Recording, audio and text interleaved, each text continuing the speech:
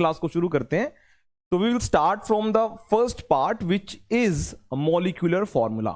तो पहले तो बच्चों हम डिस्कस करेंगे कि मॉलिक्यूलर फॉर्मूला क्या होता है, then we will shift to empirical formula और फिर चलिए करते हैं इसके questions.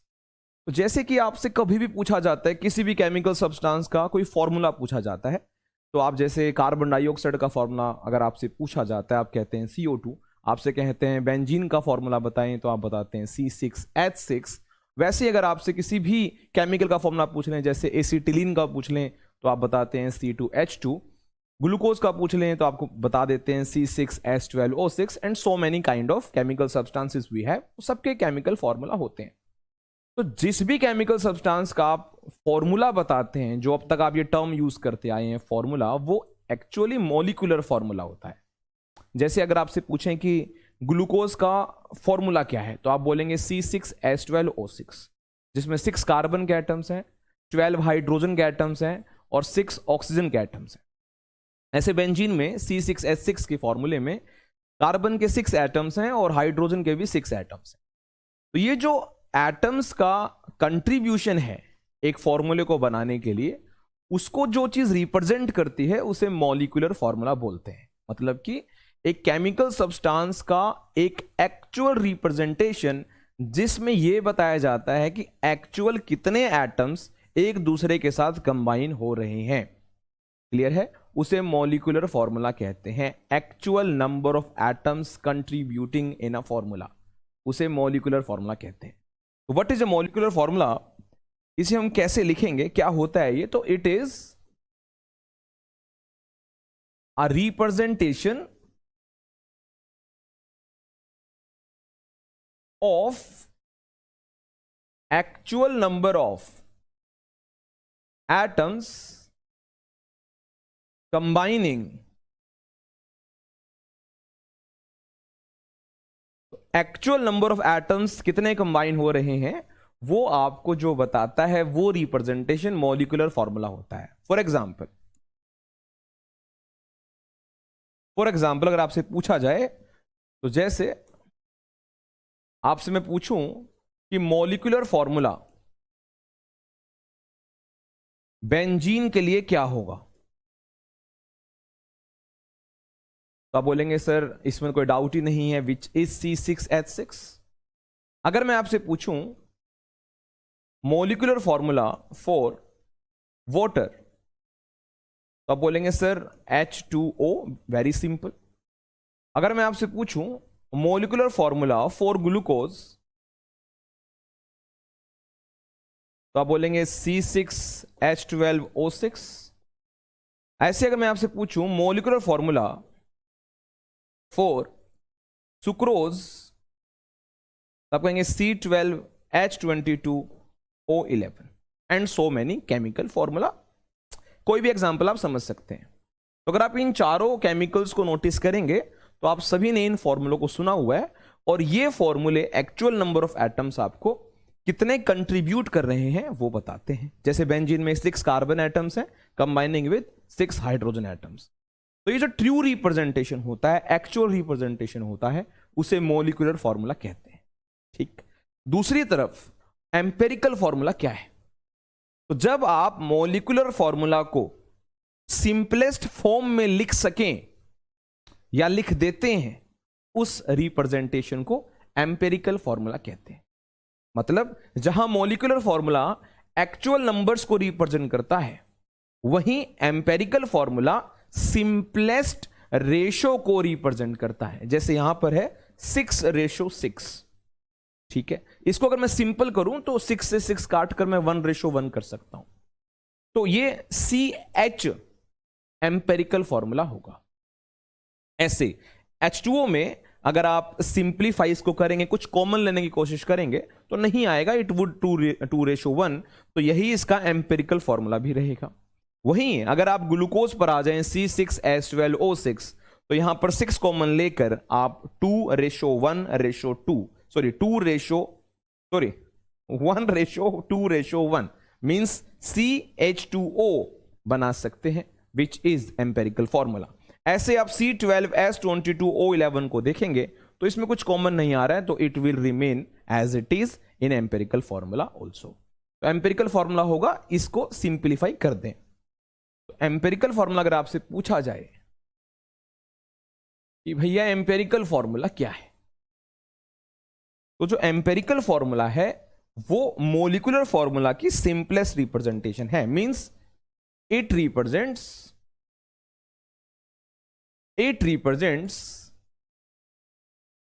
simplest ratio of atoms in any substance। जैसे अगर मुझे इसका एम्पेरिकल फॉर्मूला पूछा जाए तो इसको आप सिंप्लीफाई कर कर क्या बना सकते हैं, CH। सही है। अगर मैं पानी का एम्पेरिकल फॉर्मूला तुमसे पूछूं तो H2O का एम्पेरिकल फॉर्मूला H2O ही रहेगा, क्योंकि इससे और सिंपल तो क्या ही बना सकते हैं, इट वुड 2:1। ठीक।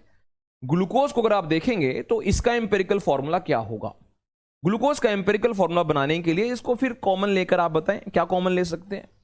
तो 6 कॉमन लेकर आप इसको बना सकते हैं CH2O, और वहीं अगर आप इसको देखें तो ये एज इट इज रहेगा। यानी आपने नोटिस किया कि मॉलिक्यूलर फॉर्मूला को अगर आप सिंप्लीफाई कर दें तो वो एम्पेरिकल फॉर्मूला बन जाता है। ठीक है। एम्पेरिकल फॉर्मूला या तो मॉलिक्यूलर फॉर्मूला से शॉर्ट दिखता है, छोटा दिखता है, या एज इट इज दिखता है। एज इट इज तो तभी दिखेगा जब कुछ कॉमन नहीं आया, यानी सिंपलेस्ट रेशियो में वो पहले से ही था। क्लियर है। तो ये हो गया बच्चों मॉलिक्यूलर फॉर्मूला और ये हो गया एम्पेरिकल फॉर्मूला। मुझे उम्मीद है इतनी चीज आप सभी को क्लियर है। अब आप सोचें कि ये टॉपिक इंपॉर्टेंट कैसे है और इसमें क्या सवाल बनाए जाते होंगे। तो ऑब्वियस है बेटा, पहले तो आप मॉलिक्यूलर फॉर्मूला और एम्पेरिकल फॉर्मूला में रिलेशन को जान लें। अगर आप ग्लूकोज को देखें जैसे C6H12O6 मॉलिक्यूलर फॉर्मूला है, वहीं इसका एम्पेरिकल फॉर्मूला CH2O है। यानी मॉलिक्यूलर फॉर्मूला एम्पेरिकल फॉर्मूला का यहां पर 6 टाइम्स है, क्योंकि आपने 6 कॉमन लेकर एम्पेरिकल बनाया है। यानी मैं एम्पेरिकल को 6 से मल्टीप्लाई कर दूंगा तो मॉलिक्यूलर फॉर्मूला वापस आ जाएगा। वैसे अगर आप बेंजीन के मॉलिक्यूलर फॉर्मूला को देखेंगे विच इज C6H6, उसका एम्पेरिकल फॉर्मूला है CH। तो अगर आप इसमें रिलेशन की बात करेंगे तो अगर मैं मॉलिक्यूलर फॉर्मूला को 6 से डिवाइड कर दूं तो वो आ जाएगा एम्पेरिकल, और एम्पेरिकल को 6 से मल्टीप्लाई कर दूं तो मॉलिक्यूलर आ जाएगा। यानी यहां से हम अगर रिलेशन बनाना चाहें, यहां से हम अगर रिलेशन बनाना चाहें मॉलिक्यूलर और एम्पेरिकल फॉर्मूला में, तो क्या रिलेशन बनेगा। तो ऑब्वियस है सर, और मॉलिक्यूलर फॉर्मूला जो होता है वो n टाइम्स ज्यादा है किससे, एम्पेरिकल फॉर्मूला से। जैसे आपने देखा कि अगर ये C6H6 है तो ये CH है, तो n की वैल्यू 6 हो जाएगी। अगर ये CO2 है तो ये भी CO2 है, n की वैल्यू 1 हो जाएगी। अगर ये C2H2 है तो ये CH है, कॉमन लेकर इसको n की वैल्यू फिर 2 हो जाएगी, फिर वो C2H2 वापस बन जाएगा। तो ये रिलेशन है। जो रिलेशन फॉर्मूले में होता है वही उनके मास में भी होता है। तो जो मॉलिक्यूलर मास होगा वो भी n टाइम्स ही ज्यादा होगा किससे, एम्पेरिकल मास से, क्योंकि मास तो बच्चों फॉर्मूले से ही कैलकुलेट होता है। तो जो रिलेशन फॉर्मूले का है वही मास का भी है। जैसे ग्लूकोज है C6H12O6, उसका मास है 180। ओके, अगर इसमें मैं 6 कॉमन ले लूं, एम्पेरिकल फॉर्मूला बनाऊं, तो होगा CH2O, उसका मास है 30। तो 180 और 30 में 6 का ही रिलेशन है। जो फॉर्मूले में रिलेशन है वही उनके मासेस में भी रिलेशन है। तो आपको जो है ये रिलेशन याद रखना है। किसी भी सिचुएशन में अगर हमें एम्पेरिकल फॉर्मूला दिया जाए और मॉलिक्यूलर फॉर्मूला मांगा जाए तब आप इस रिलेशन का इस्तेमाल करेंगे। क्लियर है। क्योंकि मॉलिक्यूलर फॉर्मूला अगर आपको गिवन हो तो एम्पेरिकल बनाना आसान है, क्योंकि कुछ कॉमन ही लेना है। ठीक है, आ रहा है तो लो, नहीं तो सिंपल वही आंसर आ जाएगा जो मॉलिक्यूलर है। लेकिन अगर रिवर्स क्वेश्चन हो कि भाई तुम एम्पेरिकल फॉर्मूला मैं तुम्हें दे रहा हूं CH, अब बताओ इसका मोलिकुलर फार्मूला क्या होगा? तो CH का तो C6H6 भी हो सकता है और CH का तो C2H2 भी हो सकता है। क्लियर है मेरी बात? इसलिए सवाल यहां पर इंटरेस्टिंग बनते हैं कि एम्पेरिकल फॉर्मूले से मोलिकुलर फॉर्मूले तक कैसे जाएं। और कुल मिलाकर बात यह है कि पहले आप इन दोनों को क्लियर कर लें कि आपको क्लियर है मोलिकुलर फॉर्मूला और एम्पेरिकल फॉर्मूला क्या होता है। और एम्पेरिकल फॉर्मूला को अगर n से मल्टीप्लाई कर दें, किसी नेचुरल नंबर से मल्टीप्लाई कर दें, तो हमारा मोलिकुलर फॉर्मूला आ जाता है। वही रिलेशन उनके मासेस में भी है। ये बात क्लियर है? अब हम सीखेंगे कैसे कैलकुलेट करें एम्पेरिकल फॉर्मूला और फिर कैसे जंप करें एम्पेरिकल से मोलिकुलर फॉर्मूला तक। चलिए क्वेश्चन को शुरू करते हैं। तो ये रहा आपके सामने पहला सवाल। आपको कहा गया है कि कोई ऑर्गेनिक कंपाउंड है, whatever we don't know, उसका मोलिकुलर मास आपको दिया है 78। इतना तो आपको क्लियर है कि आपको मोलिकुलर मास इसलिए देगा ताकि आप n निकाल सकें और इस n का इस्तेमाल करके आप मोलिकुलर फॉर्मूला बता सकें। ठीक है, तो आपको मोलिकुलर मास दे दिया 78। वहीं परसेंटेज कॉम्पोजिशन कार्बन का 92.4%, हाइड्रोजन का 7.6% और डिटरमाइन द मोलिकुलर फॉर्मूला, ऐसा हमें कह दिया गया। ठीक है, यानी ये कंपाउंड दो एटम से बना है, कार्बन से और हाइड्रोजन से। कार्बन का परसेंटेज हिस्सा दे रखा है और हाइड्रोजन का भी परसेंटेज हिस्सा दे रखा है। और आपको कहा है कि मोलिकुलर फॉर्मूला निकालें। तो मोलिकुलर फॉर्मूला से पहले हम निकालेंगे एम्पेरिकल फॉर्मूला। तो चलिए मैं आपको सिखाता हूं कि एम्पेरिकल फॉर्मूला कैसे निकालते हैं। ध्यान से देखिएगा। सबसे पहले आपको जो एटम्स हैं, जैसे कौन कौन से एटम है बच्चों, इसमें एक तो कार्बन है और दूसरा कौन है? हाइड्रोजन। आपको पहले इसके मोल्स निकालने होंगे, कार्बन के मोल्स ऑफ कार्बन। और वो निकालने के लिए आपको नंबर ऑफ मोल्स का फॉर्मूला पता होना चाहिए। तो आप एक बात समझ लें कि आपको जो परसेंटेज कंपोजिशन दे रखी है वो मास की टर्म्स में है। कि अगर मैं टोटल मास कंपाउंड का 100 ग्राम मान लूं, तो कार्बन 92.4% है, तो 92.4 ग्राम हो जाएगा। तो मोल्स कैसे निकालते हैं आप सबको पता ही होगा। मोल्स निकालते हैं given mass by molar mass. तो कार्बन का गिवन मास 92.4 ग्राम है, क्योंकि आपने 100 ग्राम मान लिया है टोटल, आप मान सकते हैं परसेंटेज में डाटा है, तो 92.4 ग्राम हो गया। तो कार्बन का गिवन मास हो गया 92.4। वहीं कार्बन का जो मोलर मास है कार्बन का, वो 12 है। इसको भी हम सिंप्लीफाई करेंगे। ठीक है, उसके बाद आप निकालें दूसरे एटम के moles, moles of hydrogen atom. तो उसका भी same formula, given mass by molar mass. तो हाइड्रोजन का जो गिवन मास है वो 7.6 है, उसका मोलर मास 1 होता है, तो ये आ गया 7.6। तो ये आप सोल्व करें 92.4 बाय 12, 2 डेसिमल प्लेस तक सोल्व करना है। समय बचाने के लिए हम मैथमेटिकल टूल का इस्तेमाल कर लेते हैं। आपको ये कैलकुलेट करना है 2 डेसिमल प्लेस तक। ठीक है, हमें और सवाल करने हैं, इसलिए हम थोड़ा सा फास्ट करने की कोशिश करेंगे। तो बेटा अगर मैं आपसे पूछूं 92.4 अगर डिवाइड किया जाए, एक्सक्यूज मी, ये है 92.4 डिवाइडेड बाय 12, तो ये हमारा हो जाता है 7.7। तो ये है हमारा 7.7। ओके, ये आ गया। तो आप पहले क्या निकालेंगे? मोल्स। पहली चीज क्लियर है कि कार्बन के मोल्स आ गए और हाइड्रोजन के मोल्स आ गए। ठीक है, उसके बाद स्टेप 1 के बाद स्टेप 2 हमारा ये होगा कि हम कार्बन हाइड्रोजन का रिलेटिव रेशियो निकालेंगे। कार्बन हाइड्रोजन का रिलेटिव रेशियो मतलब कार्बन का हाइड्रोजन के रिस्पेक्ट में, हाइड्रोजन का कार्बन के रिस्पेक्ट में रेशियो निकालना है, तभी तो फॉर्मूला बनेगा। वो निकालने का सिंपल तरीका होता है, आपको दोनों मोल्स में से जो भी मोल की वैल्यू छोटी लगी उसको आप स्टैंडर्ड मानकर रिलेटिव रेशियो निकालेंगे। जैसे 7.7 और 7.6 में मेरे को छोटी वैल्यू मिलती है 7.6, तो स्टेप 2 में मैं निकालूंगा रिलेटिव रेशियो। तो मैं निकालूंगा रिलेटिव रेशियो। पहले निकाल लेता हूं मैं कार्बन एटम के लिए। तो कार्बन के जो मोल्स हैं 7.7, उसको डिवाइड कर देंगे जिसको आपने स्टैंडर्ड माना है, स्टैंडर्ड इज 7.6 स्मॉलर वैल्यू, ठीक है। तो इसको आप सोल्व करेंगे तो परफेक्ट नंबर 1 आ जाएगा, ठीक है। वहीं अगर आप रिलेटिव रेशियो निकालें हाइड्रोजन के लिए, तो हाइड्रोजन के मोल्स ऊपर आएंगे विच इज 7.6, और डिवाइड करेंगे 7.6 से ही, क्योंकि आपने इसको स्टैंडर्ड माना है और स्टैंडर्ड मानते हैं स्मॉलर वैल्यू को। तो इसको भी 7.6 से डिवाइड कर देंगे, आंसर आ जाएगा 1। अब देखा आपने कार्बन हाइड्रोजन का रेशियो 1:1 है, तो यहां से एम्पेरिकल फॉर्मूला फिर आपका आ जाएगा। यहां से बच्चों आपका एम्पेरिकल फॉर्मूला जो है CH आ गया, CH, C और H का 1:1। मेरे हिसाब से इतनी बात क्लियर है। पहले आप मोल्स निकालेंगे, फिर रिलेटिव रेशियो निकालेंगे। रिलेटिव रेशियो निकालने के लिए जो छोटा मोल है उसी को एज अ स्टैंडर्ड लेकर दोनों मोल्स को डिवाइड करना है, जो आपका रेशियो आएगा वही आपका एम्पेरिकल फॉर्मूला है।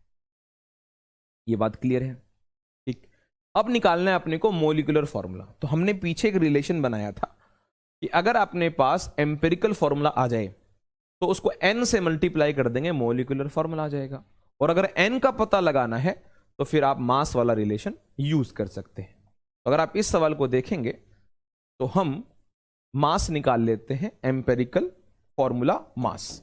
यहां से अगर मैं आपसे पूछूं एम्पेरिकल मास क्या होगा, तो बच्चा बोलेगा सर कार्बन का 12, हाइड्रोजन का 1, 13 आ गया सर एम्पेरिकल मास, ठीक है, 13 यूनिट्स। और जो मोलिकुलर मास है वो है 78, वो गिवन है। तो हमारे पास एक रिलेशन है कि जो मोलिकुलर मास होता है वो n टाइम्स होता है किसके बच्चों, एम्पेरिकल मास के। बोलो बच्चों, हो जाएगा। फिर जो मोलिकुलर मास है वो 78 रखकर एम्पेरिकल मास नीचे ले आएंगे 13, तो यहां से n आ जाएगा विच इज 6, 13 6 जा 78। और एक बार n का पता लग गया तो हम अब फॉर्मूला लिख सकते हैं। तो बताओ बच्चों, फॉर्मूला आपके हिसाब से क्या बनना चाहिए? तो सर फिर सिंपल है, फिर आपको चाहिए मोलिकुलर फॉर्मूला। तो उसका जो फॉर्मूला होता है वो होता है n times of empirical formula. n की वैल्यू आ चुकी है सर, n की वैल्यू आ गई है 6, एम्पेरिकल है फॉर्मूला CH, बन गया ये C6H6 मोलिकुलर फॉर्मूला। बोलिए बच्चों, आया क्लियर हुआ? पहले निकाले मोल्स, फिर निकाला रिलेटिव रेशियो, रिलेटिव रेशियो निकालते आ गया अपना एम्पेरिकल फॉर्मूला। और इसने मोलिकुलर फॉर्मूला मांगा था तो हम एम्पेरिकल मास निकाले। एम्पेरिकल मास और मोलिकुलर मास में रिलेशन यूज करके हमने n निकाला, और n यहां पुट करते ही मोलिकुलर फॉर्मूला आ गया। कंफ्यूजन नहीं है? क्लियर है? क्लियर है सभी को? चलो आगे बढ़ते हैं। तो आपको नोट करना है तो आप नोट कर सकते हैं, स्क्रीनशॉट लेना है स्क्रीनशॉट ले सकते हैं। ओके, तो अगले क्वेश्चन की तरफ चलते हैं। नेक्स्ट क्वेश्चन, वीडियो पॉज करके एक बार आप खुद भी ट्राई करें कि ऐसा क्वेश्चन आप कर सकते हैं क्या। तो मैंने वैसा ही क्वेश्चन दूसरा भी दिया है, जस्ट आपको ये दिखाने के लिए कि ऐसा सवाल अगर आता है तो आप कितना समय लेकर इसको सोल्व कर सकते हैं। तो एक कंपाउंड है जिसमें इतना % हाइड्रोजन है, उतना % कार्बन है, इतना % क्लोरीन है, ठीक है। उस सैंपल का मोलिकुलर मास भी है 98.96। इस बार एम्पेरिकल मोलिकुलर फॉर्मूला दोनों पूछा गया है। तो पहले तो बच्चों हम एम्पेरिकल फॉर्मूला ही निकालेंगे, उसके बाद मोलिकुलर निकालेंगे। ओके, उसके लिए आपको स्टेप्स पता ही है, 2 ही स्टेप में काम खत्म करना है। स्टेप 1 में हम तीनों एटम्स के, जितने भी एटम्स गिवन है सबके मोल्स निकाल लेंगे। तो फटाफट वीडियो पॉज करके फटाफट निकालो मोल्स ऑफ हाइड्रोजन। ऐसे आप पता लगाओ मोल्स ऑफ कार्बन, और ऐसे ही पता लगाओ मोल्स ऑफ क्लोरीन। तो मोल्स निकालने का फॉर्मूला होता है given mass by molar mass. Okay, तो कार्बन का हाइड्रोजन का जो गिवन मास है वो है 4.07। परसेंटेज वाली चीज मैंने आपको क्लियर कर दी। Total sample assumed to be 100, तो 4.07% हुआ 4.07 ग्राम। ठीक है, तो 4.07 is given mass, molar mass hydrogen का 1 होता है, तो ये आ गया 4.07 ही। ठीक, कार्बन के moles given mass 24.27, molar mass carbon का बच्चों 12, इसको आप सोल्व करें। ठीक है, क्लोरीन का given mass 71.65, molar mass is 35.5, इसको आप सोल्व करें, फटाफट सोल्व करें। हमें तो वो टूल इस्तेमाल करना ही है ताकि जल्दी से हम इसको सोल्व कर लें। आप वीडियो पॉज करके देखिए, 2 डेसिमल प्लेस तक तो आपको ये सोल्व करना ही है। तो अगर 24.27 को डिवाइड कर दें 12 से, तो ये आ जाता है 2.022। ओके, तो ये आ गया हमारा 2.02। ठीक, वहीं पे 71.65 को डिवाइड कर दें अगर 35.5 से, तो इट वुड बी 2.01। ओके, तो हमारा जो है ये आ गए मोल्स हाइड्रोजन के, कार्बन के और क्लोरीन के। 2 डेसिमल प्लेस तक आपने निकाला। कोशिश करें कि 2 नॉन जीरो वैल्यूज आए। अगर आप बढ़ सकते हैं, समय है आपके पास, तो 2 से आगे वाला डेसिमल प्लेस भी आप सोल्व कर लें। बाकी मल्टीपल चॉइस क्वेश्चंस होंगे, जल्दी पिकअप करना आसान होगा, कोई दिक्कत नहीं, ज्यादा फर्क भी नहीं पड़ता है। ध्यान से देखिए, तो ये आ गए हमारे इनके मोल्स। तो स्टेप 1 में आपको क्लियर है, मोल्स निकालते हैं। स्टेप 2 आपको याद है क्या करते हैं? स्टेप 2 में हम रिलेटिव रेशियो निकालते हैं। स्टेप 2 में हम रिलेटिव रेशियो निकालते हैं। आइए देखें वो कैसे करना है। स्टेप 2 में हमें रिलेटिव रेशियो निकालना है। रिलेटिव रेशियो फॉर हाइड्रोजन, ऐसे रिलेटिव रेशियो फॉर कार्बन, और ऐसे ही रिलेटिव रेशियो फॉर क्लोरीन। ये सब काम करना है। ठीक है, तो रिलेटिव रेशियो निकालने के लिए आपको पता है सबसे छोटा नंबर जो होता है वो पिकअप करना होता है, उसे स्टैंडर्ड बना लेते हैं। तो इसमें जो सबसे छोटा नंबर है वो ये हो गया 2.01। यही अब तीनों को डिवाइड करके रिलेटिव रेशियो निकाल देगा। तो हाइड्रोजन का जो रिलेटिव रेशियो है वो कैसे निकलेगा? ध्यान से देखिएगा कि जो हाइड्रोजन के मोल्स हैं वो रखे 4.07 और डिवाइड कर दिया उसको जो स्टैंडर्ड माना है उससे 2.01 से। क्लियर है? दिखाई दे रहा है? ओके, अच्छा, अब इसको अगर आप देखेंगे कार्बन का, तो कार्बन है 2.02, डिवाइड कर दिया 2.01 से, 2.02 डिवाइड कर दिया 2.01 से। तो अगर आप कैलकुलेट करेंगे तो देखो भाई, यहां तो कैलकुलेट करने की जरूरत नहीं है, ये 1 ही आएगा। 2.01 डिवाइडेड बाई 2.01, ये भी नेचुरल नंबर काटेंगे तो 1 ही आना है। 1 आ गया, ये भी 1 आ गया। और ऊपर अगर आप कैलकुलेट करेंगे तो ये लगभग परफेक्ट नंबर 2 पे जाएगा। हमें परफेक्ट नंबर चाहिए, ठीक है, तो परफेक्ट नंबर ये 2 पे गया। तो हमारा जो फॉर्मूला बना वो क्या बना बताइए? हमारा जो एम्पेरिकल फॉर्मूला बना वो क्या बना?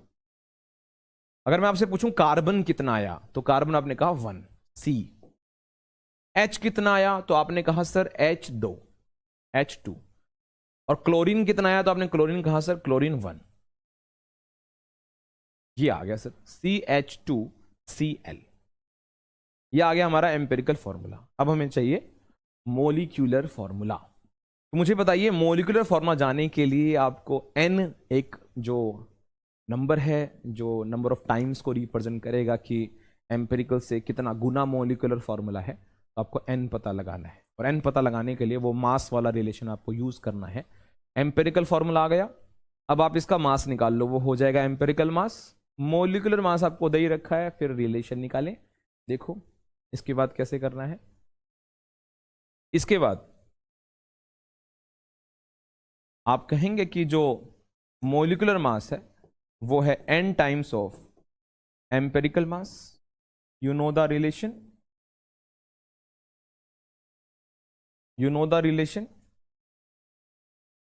कि molecular mass is n times of empirical mass. Molecular mass हमने को दे रखा है बच्चों 98.96, n हमें निकालना है। एम्पेरिकल मास आप यहां से निकाल लो। इसका जो एम्पेरिकल मास होगा वो कितना होगा? सर कार्बन में 12, हाइड्रोजन में 2, और Cl में 35.5। तो ये हो गया सर 14 और 14 और 35 हो गया सर 49 और 49.5। यहां मैंने रख दिया 49.5। यहां से फिर आप n की वैल्यू निकालोगे, n आ जाएगा 98.96 डिवाइडेड बाय 49.5। तो परफेक्ट नंबर पे आपको इसको लेके जाना है। 49 टू जा 98, तो ये 2 पर खत्म हो गया, ये आ गया 2। तो n की वैल्यू आ गई बेटा 2, और 2 आते ही अब हम निकाल देंगे मोलिकुलर फॉर्मूला। बताइए, मोलिकुलर फॉर्मूला निकालने के लिए एक बार मैं इस पेज को थोड़ा सा यहां स्लाइड कर देता हूं। ओके, तो मुझे अब चाहिए मोलिकुलर फॉर्मूला। तो आपको पता है कि अगर आपको मोलिकुलर फॉर्मूला चाहिए तो n times of empirical formula होता है। n हमारा आ ही गया है, n हमारा आ गया है 2, राइट, दिख रहा है। और एम्पेरिकल फॉर्मूला हमारा आ गया है CH2Cl, मल्टीप्लाई करने पर हो गया C2H4Cl2। ये हमारा मोलिकुलर फॉर्मूला हो गया, ये हमारा एम्पेरिकल फॉर्मूला हो गया। देखिए, आया समझ में? क्लियर है बेटा? ओके, इसका स्क्रीनशॉट लेना तो ले सकते हैं, बाकी इतना कोई ऐसा सवाल नहीं था। आपको पहला सवाल समझ में आ गया तो सेकंड तो हो ही जाएगा। क्लियर है? चलो आगे बढ़ते हैं। हाँ, अब ये इस तरह का क्वेश्चन भी आ सकता है जिसमें डायरेक्ट आपको, जैसे आप पिछले सवाल को देखेंगे तो इसमें कंपोनेंट्स का डायरेक्ट परसेंटेज था, इससे पिछले सवाल में भी डायरेक्ट था। लेकिन ऐसा सवाल भी आ सकता है जिसमें आपको परसेंटेज कंपोजिशन नहीं दे रखा है। क्वेश्चन को पढ़ो। कह रहे एक ब्यूटारिक एसिड है और उसमें कार्बन है, हाइड्रोजन है, ऑक्सीजन है। कोई सैंपल है, ठीक है, उसमें कार्बन है, हाइड्रोजन है, ऑक्सीजन है, 3 एलिमेंट का ये भी सवाल है। कहा कि उसका 4.24 मिलीग्राम सैंपल ले लूं अगर मैं, तो उसमें जलाने पर, उसका कंबशन करने पर उसमें इतना CO2 मिलता है, उतना H2। अरे कुछ भी किया, उसका कंबशन करो, कुछ भी करो, ठीक है। वो शॉर्ट में ये कह रहा है कि कोई सैंपल है जिसका फॉर्मूला पता नहीं है, आप पता लगाना। हाँ, उसका ये बता रखा है उस सैंपल में ये 3 एटम्स हैं, और ये कहा है कि उसका अगर मैं इतना मिलीग्राम सैंपल ले लूंगा तो वो इतना CO2 बनाकर देता है जलने पर, और इतना पानी बनाकर देता है। तो देखो बेटा, अगर आपको CO2 का डाटा दिया हुआ है तो आप CO2 में कितना कार्बन है ये तो पता लगा ही सकते हैं। परसेंटेज कंपोजिशन, बिल्कुल बेसिक फॉर्मूला जो होता है कि किसी भी सैंपल में एक एलिमेंट का परसेंटेज कंपोजिशन कैसे निकालते हैं। यहां से कार्बन का परसेंटेज निकाल सकते हो। अच्छा, वाटर के डाटा से हाइड्रोजन का निकाल सकते हो। तो जब कार्बन हाइड्रोजन का परसेंटेज आ जाएगा तो 100 में से माइनस कर देंगे, तो किसका सैंपल आ जाएगा? ऑक्सीजन का आ जाएगा परसेंटेज। उसके बाद जैसे फर्स्ट पार्ट में तो मास परसेंटेज ही मांगा है, इसके बाद फिर एम्पेरिकल और मोलिकुलर फॉर्मूला हम कर लेंगे। तो मैं आपको ये सवाल यहां तक करवाऊंगा कि परसेंटेज कंपोजिशन कैसे निकाला जाएगा इस सवाल में, उसके बाद एम्पेरिकल और मोलिकुलर फॉर्मूले के लिए आप मेहनत करेंगे, ठीक है। तो सवाल आपने देखा है कि इसमें आपको ये बता रखा है कि कितना CO2 है और कितना H2O है। विजिबल है क्वेश्चन? ओके,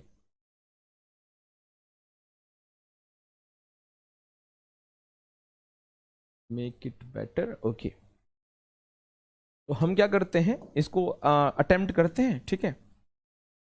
तो आपको जो CO2 दिया है वो दिया है 8.45 मिलीग्राम CO2, ठीक है।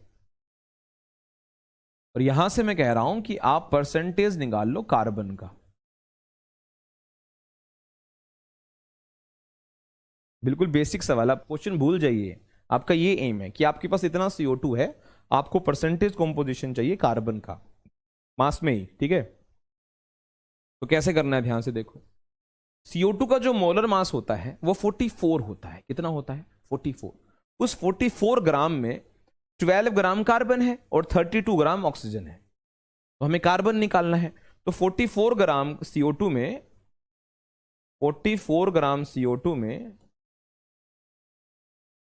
12 ग्राम कार्बन है, राइट। तो हमारे पास 8.45 मिलीग्राम सैंपल है। तो मुझे बताइए, अगर आपके पास 8.45 इंटू 10 की पावर -3 ग्राम हो, क्योंकि 1 मिलीग्राम में 10 की पावर -3 ग्राम होते हैं, अगर इतना CO2 हो तो बताइए कितना कार्बन होगा।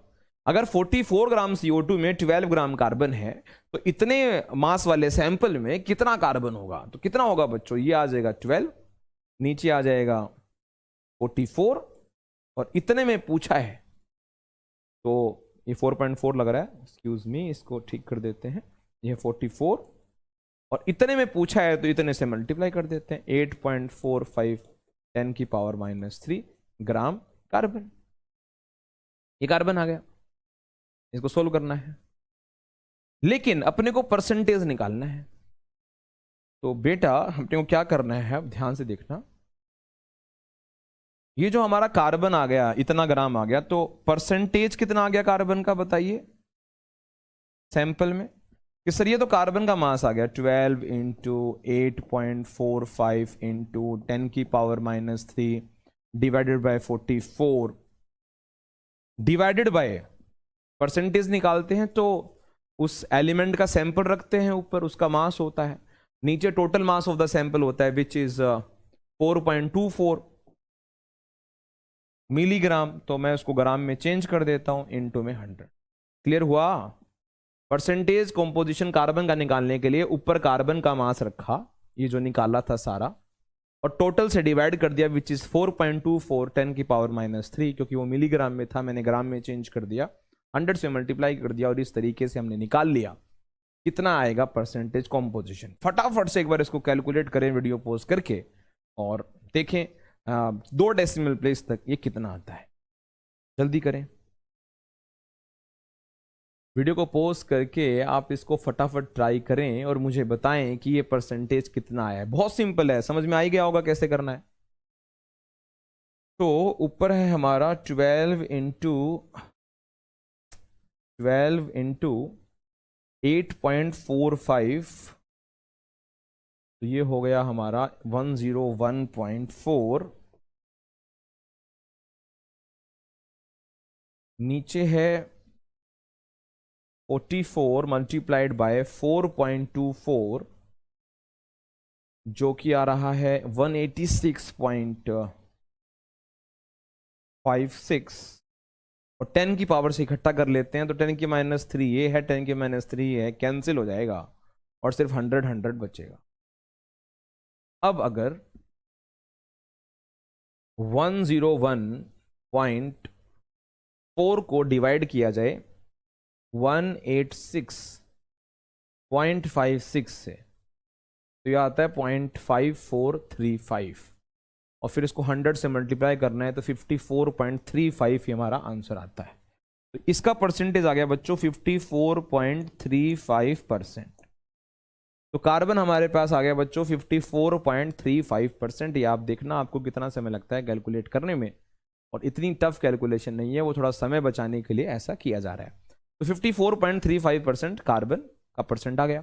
ऐसे ही आप बताएं कि इतने सैंपल में, पानी के इतने सैंपल में कितना हाइड्रोजन है, और एक बार आपने ये निकाल लिया तो फिर ऑक्सीजन जो रिमेनिंग परसेंट होगा वो ऑक्सीजन होगा। ठीक, तो बताइए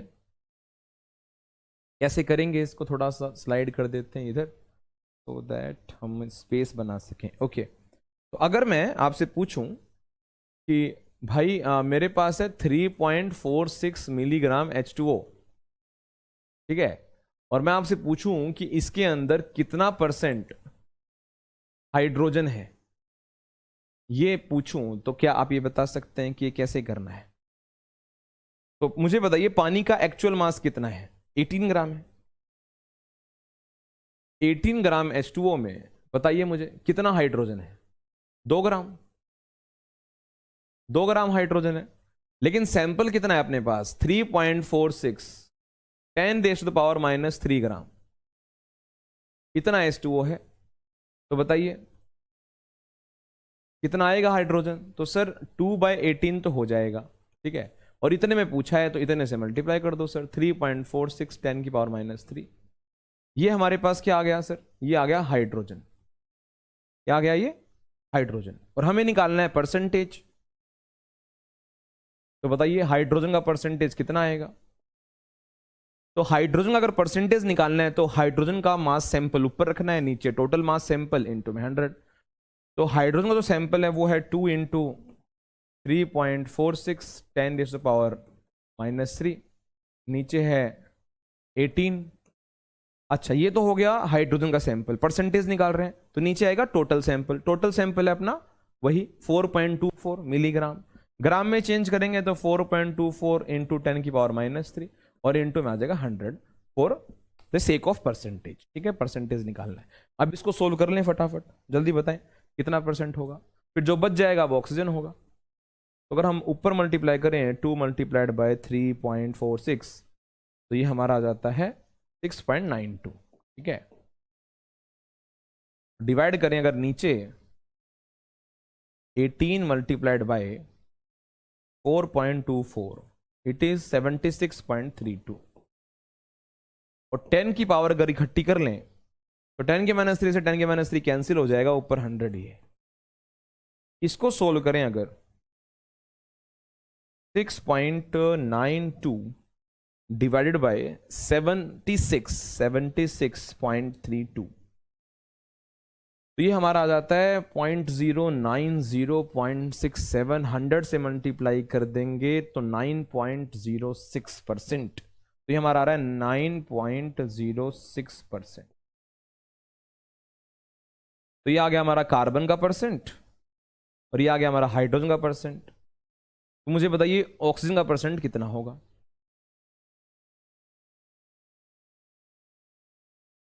तो उसके लिए कोई फॉर्मूला लगाने की जरूरत नहीं है क्योंकि 3 ही एलिमेंट है, आपको 2 एलिमेंट का परसेंटेज कॉम्पोजिशन पता लग गया है।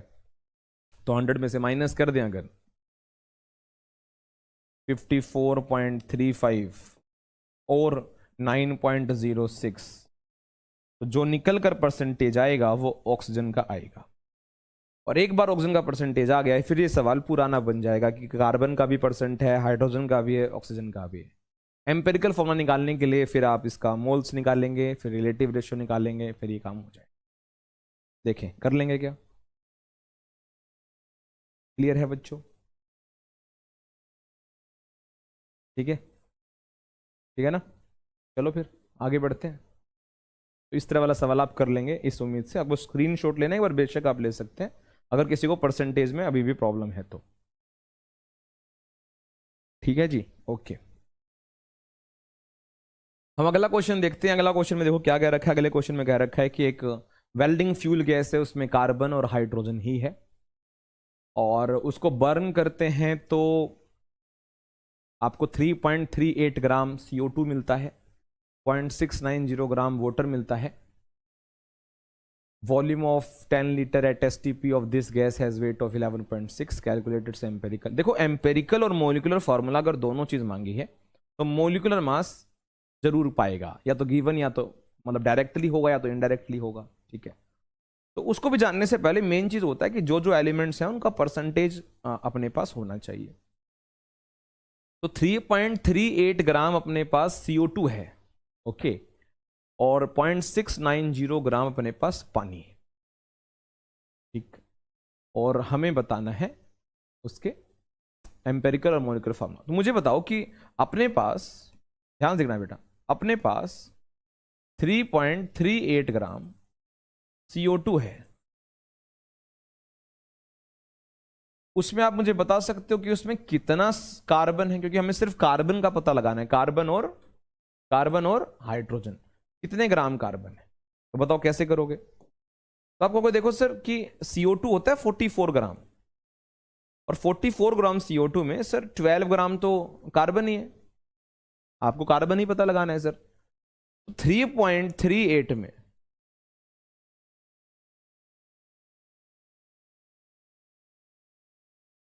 3.38 ग्राम में बताइए कि कितना कार्बन होगा। तो सर 3.38 में क्या होगा कि 12/44 तो हो गया और 3.38 में पूछ रहे हो तो इससे मल्टीप्लाई हो जाएगा। ठीक, इसी तरीके से आपसे पूछा है कि 0.690 ग्राम तुम्हारे पास H2O है, तो बताओ इसमें कितना हाइड्रोजन है।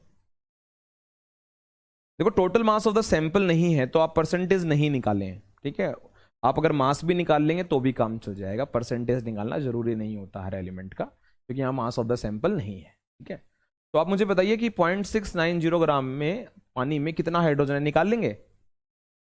अरे हर एलिमेंट का हिस्सा निकालना होता है, तभी तो एम्पेरिकल और मोलिकुलर फॉर्मूला निकाल पाओगे। तो देखो कार्बन तो आप अभी इसको सोल्व करके हम अभी लिख देंगे कितना है। हाइड्रोजन भी निकाल लो एक बार, फिर इकट्ठा सोल्व कर लेते हैं। तो पानी में वजन होता है 18 ग्राम, और 18 ग्राम पानी में 2 ग्राम हाइड्रोजन है। कितने ग्राम है? 2 ग्राम। ठीक है जी, इसको यहां सोल्व कर लेंगे। और 0.690 ग्राम में कितना हाइड्रोजन है? 2/18 तो हो जाएगा, मल्टीप्लाइड बाय 0.690। विजिबल है? Yes, 2/18 into 0.690। तो इसको हम अभी सोल्व कर लेते हैं।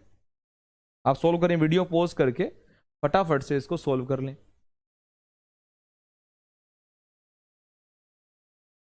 तो 12 को अगर 44 से डिवाइड कर दें तो हमारा आंसर आता है 0.27 और फिर मल्टीप्लाई करना है 3.38 से। 0.27 मल्टीप्लाइड करें 3.38 से, तो ये हो जाता है, सॉरी मैं अभी क्या कर रहा हूँ, 0.27 को मल्टीप्लाई करें 3.38 से, तो इट वुड बी 0.91, ठीक है। और वहां पर अगर आप सोल्व करें उसको, तो which is 0.690 multiplied by 690 multiplied by, क्या हो रहा है, तो फिर से करते हैं एक बार। 0.690 multiplied by 2, 1.38 divided by 18 would be 0.077। Okay, ये हो गया 0.077। तो ये हमारे पास आ गया बच्चों कार्बन, ये आ गया हमारे पास हाइड्रोजन। ठीक, फिर उसके बाद क्या करना है? देखो आपके पास कार्बन आ गया 0.91, हाइड्रोजन आ गया 0.077 ग्राम। उसके बाद आपको स्टेप 1 फॉलो करना है। एम्पेरिकल के लिए मोल्स निकालने हैं, मोल्स ऑफ कार्बन। और मोल्स ऑफ कार्बन निकालने के लिए आपको given mass which is 0.91, molar mass which is 12, ये निकाल लेना। वैसे ही आपको निकालने हैं मोल्स दूसरे एलिमेंट के, और दूसरा एलिमेंट यहां पर कौन है? हाइड्रोजन। उसका गिवन मास है 0.077 और मोलर मास है 1, ये तो आ गया 0.077। ये आप सोल्व कर लेंगे, ये आप सोल्व कर लेंगे, तो ये आ जाएगा हमारा 0.91 डिवाइडेड बाय 12 विच इज 0.075। 0.075। इसके बाद मोल्स के बाद आपको स्टेप 2 पता ही है। एक बार हमारे मोल्स आ गए तो स्टेप 2 हमारा है कि हम रिलेटिव रेशियो निकालेंगे। और हमारा जो रिलेटिव रेशियो आएगा कार्बन के लिए वो है, अच्छा रिलेटिव रेशियो निकालने के लिए आपको पता है ना क्या करते हैं, जो आपके मोल्स आए होंगे वेरियस एलिमेंट्स के, उसमें जो सबसे छोटा नंबर होगा उसको स्टैंडर्ड मानना है। तो इसमें छोटा नंबर हो गया हमारा ये, तो वही फिर दोनों तीनों मोल्स को डिवाइड करेगा। तो यहां पर कार्बन के मोल्स हैं 0.075 और स्टैंडर्ड भी क्या है 0.075। सोल्व किया तो 1 आ गया। वहीं जब आप रिलेटिव रेशियो निकालेंगे हाइड्रोजन के लिए, तो उसका क्या आएगा? तो उसका जो मोल्स है वो है 0.077 और जो स्टैंडर्ड है वो है 0.075। तो कट पिट कर एक क्लोज टू ये भी परफेक्ट नंबर 1 आएगा। यहां से जो वेल्डिंग गैस का हमारा जो फॉर्मूला आएगा, वो एम्पेरिकल फॉर्मूला जो आएगा वो CH आएगा। और एम्पेरिकल फॉर्मूला से मॉलिक्यूलर फॉर्मूला तक कैसे जाना है उसका सफर आप तय कर लेना। कैसे करोगे? एम्पेरिकल तो आ गया, तो सर फिर एम्पेरिकल फॉर्मूला आने के बाद हमें n निकालना होता है। अब इस क्वेश्चन वगैरह आप देखोगे तो n कैसे निकालें, एन के लिए अपने पास मास होना चाहिए, मोलिकुलर मास, ताकि एम्पिरिकल मास से रिलेट करके उसका पता लगा ले। तो भाई मुझे बताओ, अगर मैं थोड़ा सा इसको स्लाइड करूं इस तरफ स्पेस बनाने के लिए, आगे देखना बेटा, अगर अब मुझे पता करना है कि इसका मोलिकुलर फार्मूला क्या होगा, तो अपने को ये वाली लाइन यूज करनी है। अगर आप देख पा रहे हैं, a volume of 10 litre at STP of this gas has weight of 11.6। तो आपको इतना क्लियर हो गया है कि मोलर मास डायरेक्ट गिवन नहीं है। एक बार आप मोलर मास निकाल लेते हैं, फिर एम्पिरिकल मास से रिलेट करके एन निकाल लेंगे, फिर एम्पिरिकल फार्मूला को एन से मल्टीप्लाई करके मोलिकुलर फार्मूला निकाल लेंगे। ऐसे किया हमने सवाल, ठीक है। तो मुझे बताओ कि 10 लीटर में 11.6 ग्राम वजन है, तो मोलर मास कितना होगा। तो मुझे बताओ, इसने कहा कि 10 लीटर में 11.6 ग्राम वजन है, और मोलर मास अगर निकालना है तो 10 लीटर का मास नहीं होता, मोलर मास होता है 22.4 लीटर का मास एट एसटीपी। तो मुझे बताओ 22.4 लीटर के पास कितना मास होगा, 11.6 बटे 10 गुणा 22.4। तो इसको आप सोल्व कर लेंगे तो हमारा क्या आ जाएगा बच्चों, मोलर मास। समझ में आ गया। मोलर मास निकालने के लिए अगर आपसे मोल में पूछा जाए तो मोलर मास 1 मोल का होता है। अगर आपसे मोलर मास नंबर में पूछा जाए तो एवोगैड्रो नंबर का जो मास होता है उसे मोलर मास कहते हैं। और अगर वॉल्यूम में पूछा जाए एट एसटीपी तो 22.4 लीटर का जो वजन होता है उसे मोलर मास कहते हैं। बच्चे 11.6 को मोलर मास यूज मत करना, तो ये 10 लीटर का वजन है 11.6। तो तुम्हें मोलर मास अगर निकालना है तो 10 लीटर का नहीं, गुड, 22.4 लीटर का निकालना है एट एसटीपी। तो इसको अगर आप सोल्व कर लें तो 11.6 को अगर हम मल्टीप्लाई कर दें 22.4 से तो 259.84, फिर 10 से डिवाइड भी करना है तो 26 के आसपास इसका आंसर आ जाएगा, 25.9 विच इज क्लोज टू 26 ग्राम। ठीक है, उसके बाद आप कर लेना, एम्पेरिकल मास निकाल लेना। 13 आएगा, 12 और 1 13, मोलर मास है 26, 26 और 13 में आप रिलेशन यूज करके एन की वैल्यू 2 आ जाएगी। फिर 2 आने के बाद एम्पेरिकल फार्मूला को मल्टीप्लाई कर दोगे, C2H2 would be the molecular formula. ठीक है, इसका अगर आप स्क्रीनशॉट ले लें तो आप ये कर सकते हैं। इसको हम लेकर बढ़ते हैं आगे। ठीक है, ओके, एक ये क्वेश्चन है, देखो इसके बाद भी है नहीं। ये एक क्वेश्चन ये भी बहुत प्यारा है, क्रिस्टलाइन सोल्ट वाला एक क्वेश्चन आता है, एनहाइड्रस क्रिस्टलाइन। एक बार इसको भी देख लें, फिर हमारा वीडियो आज यहीं खत्म हो जाएगा। फिर इन सवालों को अगर आप रिविजिट करेंगे तो आपका ये टॉपिक बिल्कुल पक्का हो जाएगा और कुछ करने की जरूरत ही नहीं है। ठीक है, चलो, तो इसने कहा है क्रिस्टलाइन सोल्ट है, उसको हीट किया तो एनहाइड्रस हो गया। क्रिस्टलाइन सोल्ट होता है जिसमें वाटर ऑफ क्रिस्टलाइन होते हैं, मतलब जिसमें वाटर प्रेजेंट होता है एज अ क्रिस्टल्स। ठीक है, तो क्रिस्टलाइन सोल्ट है हमारे पास, उसको हीट किया तो उसमें से पानी गायब हो गया, और जो गायब होगा वो पानी ही होगा ऑब्वियसली। हीट करने पर जो water crystalline form, crystal forms में वो लूज हो जाएंगे। अगर आपको याद होगा वॉशिंग सोडा का फॉर्मूला विच इज Na2CO3.10H2O, ये क्रिस्टलाइन सोल्ट है। अगर आप इसको हीट करोगे तो 10H2O जो .10H2O है वो रिमूव हो जाएंगे। तो इन्होंने कहा कि एक क्रिस्टलाइन सोल्ट है, .H2O वाला कोई फॉर्मूला है, उसको हीट किया तो वो H2O निकाल देता है। कितना? 51.2% अपने वजन का लूज कर दिया। यानी पूरे क्रिस्टलाइन सोल्ट का जो 51.2% है वो पानी है। ठीक है, क्लियर है। उसके बाद जो एनहाइड्रस बचा उसका कंपोजिशन दे दिया कि इसमें Mg इतना है, S इतना है, O इतना है। तो मुझे मोलिकुलर फॉर्मूला बताओ एनहाइड्रस का भी क्रिस्टलाइन का भी, मोलिकुलर मास गिवन है। तो तुम्हें पता ही है यार, अगर फॉर्मूले तक जाना है तो we have to calculate empirical formula. तो हम क्रिस्टलाइन का एम्पेरिकल नहीं निकाल पाएंगे, एनहाइड्रस का निकाल पाएंगे, क्योंकि जो कॉम्पोजिशन है Mg, S और O वो एनहाइड्रस सोल्ट की है। ओके, तो हम क्या करते हैं, सॉल्यूशन करते हैं इसका। हम यहां टाइटल डाल लेते हैं कि हम जो है एनहाइड्रस सोल्ट का कॉम्पोजिशन लिख रहे हैं। तो स्टेप 1 जो होता है वो मोल्स होते हैं, तीनों के, चारों के, पांचों के, जो भी एलिमेंट है, यहां 3 है Mg, S और O। तो मोल्स ऑफ Mg निकाल लेते हैं विच is given mass 20, molar mass Mg का बच्चों 24। ठीक है, ठीक है। उसके बाद आप निकाल लो मोल्स दूसरे एलिमेंट के, जो कि है सल्फर। सल्फर का जो गिवन मास है वो है 26.66 और जो उसका मोलर मास है वो है 32। इसको सोल्व कर लेंगे अभी। और फिर ऑक्सीजन का भी मोल्स निकाल लो, moles of oxygen which is given mass 53.33 and molar mass is 16।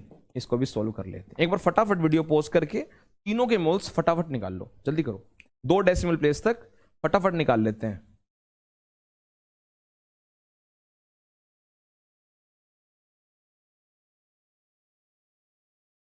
तो एक है भाई 20 पॉइंट डिवाइडेड बाय 24, तो 20/24 तो आ गया 0.83।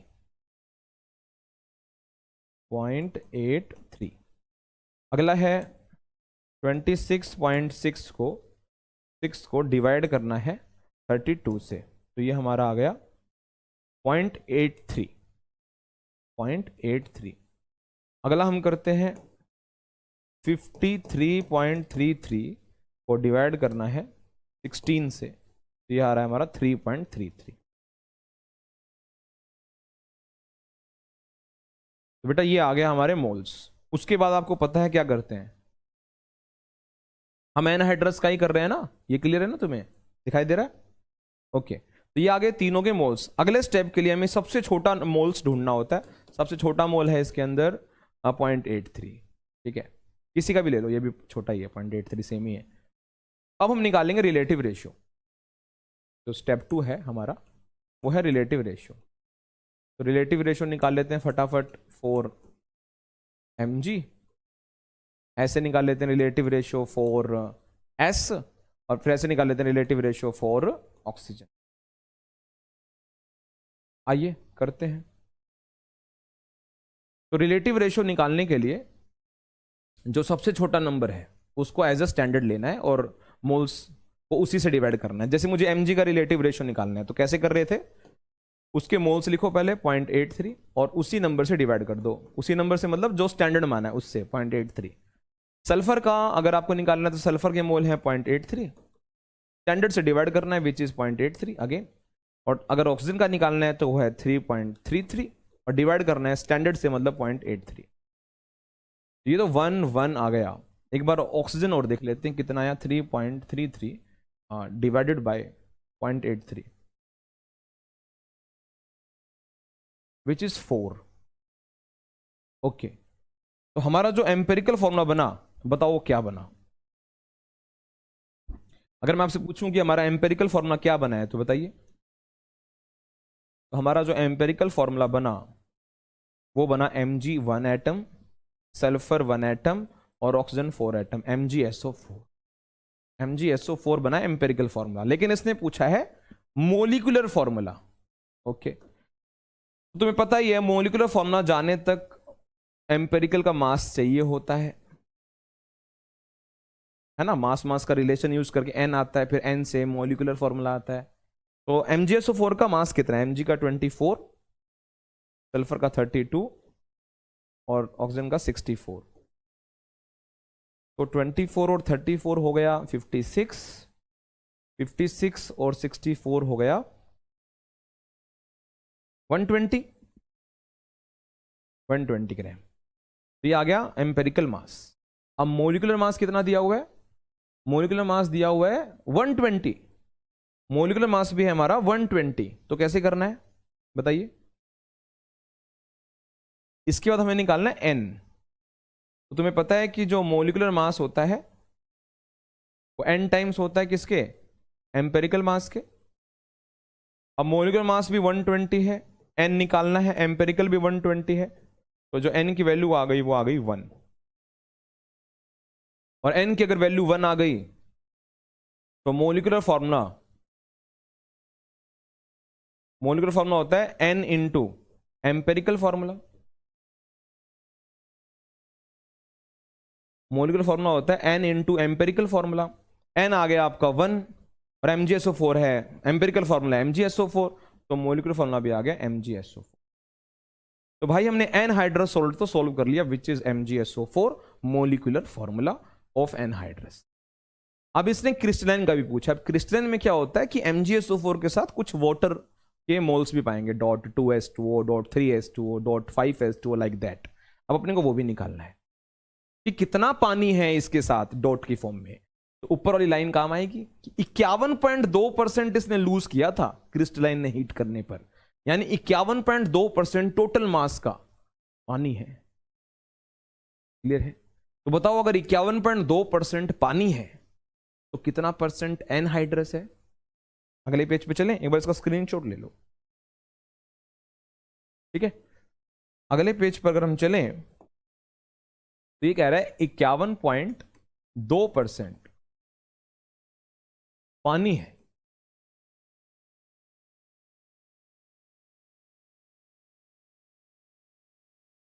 इसका मतलब 100 में से अगर मैं 51.2% माइनस कर दूं, विच इज अगर 100 में से 51 माइनस करते हैं तो वो होता है 49 में से 0.2 भी माइनस करना है तो I think it is 48.8 yes 48.8% जो टोटल मास का हुआ वो 120 है। बोलो आया?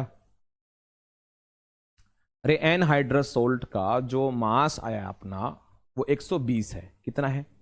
120। ठीक है, और 51.2% पानी है। देखो 120 टोटल नहीं है, 120 एनहाइड्रस का है, टोटल है क्रिस्टलाइन। क्रिस्टलाइन से एनहाइड्रस बना, ऐसे ऐसे समझो, crystalline is equal to anhydrous plus water. तो क्रिस्टलाइन का जो परसेंटेज है उसका 51.2% तो पानी है, तो जो एनहाइड्रस है वो रिमेनिंग परसेंट है विच इज 48.8%। अगर 48.8% 120 के बराबर है तो 51.2% कितने के बराबर है? इससे पानी का मास आ जाएगा और फिर हम पानी के मोल्स निकालकर ये बता देंगे कितने H2O हैं। ठीक है, तो 48.8% अगर 120 है, 51.2% कितना हुआ? 120 अपॉन 48.8, 48.8 मल्टीप्लाइड बाय 51.2। इसको अगर हम सोल्व कर लें, कि 120 multiplied by 51.2 divided by, sorry फिर से करते हैं, 120 मल्टीप्लाइड बाय 51.2, अभी कुछ और आ रहा है फिर से करते हैं, 120 multiplied by 51.2 divided by 48.8, 125.9 means 126, 126 के करीब आया, यानी 126 ग्राम जो है पानी है। कौन है? पानी। तो मुझे बताओ पानी के मोल्स कितने हुए? पानी के मोल्स हुए गिवन मास 126, मोलर मास 18। इसको काट पीट के देखो कितने पे जाता है। 18 5 जा 90, 18 6 जा 108 और 18 7 जा 126, तो 7 पे गया ना पूरा। यस 7। तो मुझे बताओ मोलिकुलर फॉर्मूला क्रिस्टलाइन सोल्ट का क्या होगा?